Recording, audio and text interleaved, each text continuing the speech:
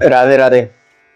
જીવનમાં ગુસ્સો કેટલો બધો નુકસાનકારક હોય છે, કેટલો બધો હેરાન કરે છે. હું તમે જાણીએ તો છીએ, પણ આપણને ક્યાં ક્યાં ગુસ્સો આવે છે, શા માટે આવે છે અને ગુસ્સાને દૂર કરવા માટે શું કરવું જોઈએ, એના માટેનો સરસ મજાનો આપણી માટે વિષય લઈને આવ્યો છું.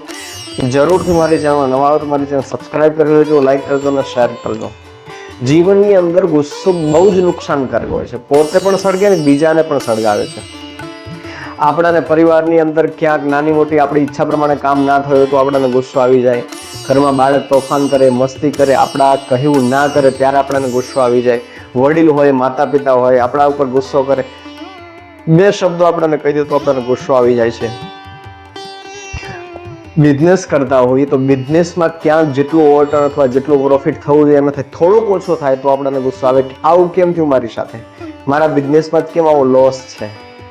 નોકરી કરતા હોય તો આપણાથી બોસ મોટા હોય તો બોસ બે શબ્દો આપણને કંઈક વધારે કહી દે, આપણું કામ ને એપ્રિશિએટ ના કરે તો પણ આપણને ગુસ્સો આવે છે.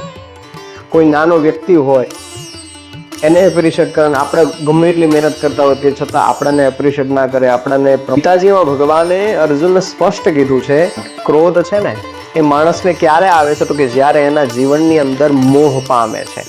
જ્યારે મોહ ઉત્પન્ન થાય ને ત્યારે ગુસ્સો આવે છે, ત્યારે ક્રોધ આવે છે. કારણ કે કોઈ વસ્તુ છે, કોઈ પદાર્થ છે, કોઈ દ્રવ્ય છે, કોઈ ઈચ્છા છે, એની જ્યારે પૂર્તિ નથી થતી ત્યારે એની પાછળ આપણો મોહ વધે છે, અને મોહ વધે છે એટલે એ વસ્તુ નથી મળતી એટલે આપણે એની ઉપર ગુસ્સો આવે છે, ક્રોધ આવે છે.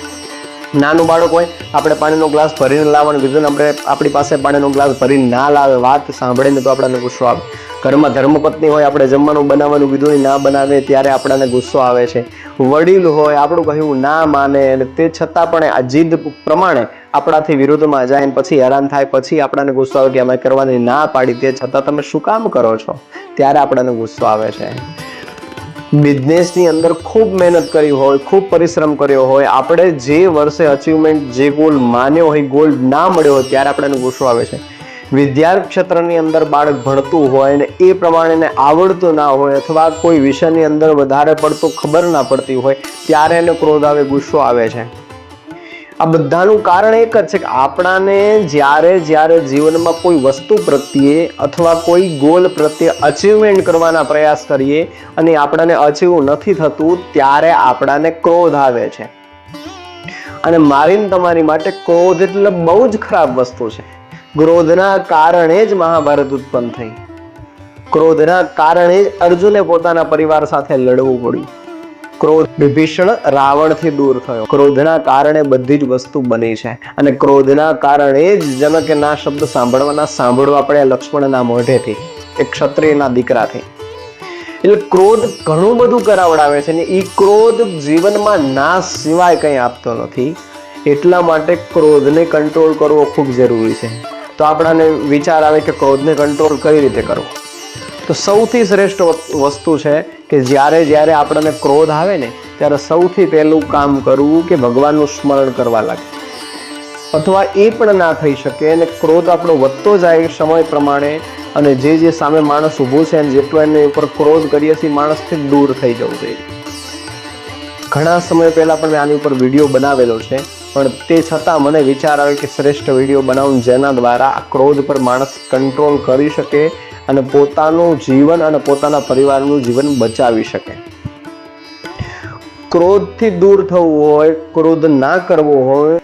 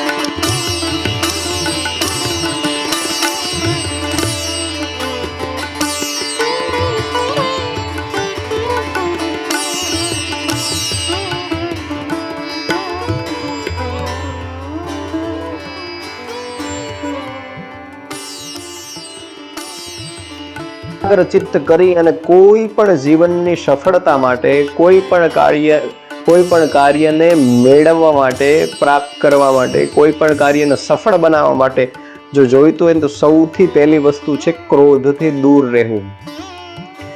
અને જેટલું માણસ ગુસ્સાથી દૂર રહેશે ને એટલો જીવનની અંદર સફળ માણસ બની શકે છે. કારણ કે દરેક પરિસ્થિતિમાં એવું જરૂર નથી કે આપણે વિચારીએ, આપણે કહીએ એ જ વસ્તુ આપણી સાથે થશે સારું. આપણે જેટલું સારું વિચારીશું, જેટલું પોઝિટિવ વિચારીશું, એ બધી જ વસ્તુ એવો નિયમ નથી કોઈ કે આપણી સમક્ષ એવી જ વસ્તુ આપણને પ્રાપ્ત થાય, એવી જ વસ્તુ મળે.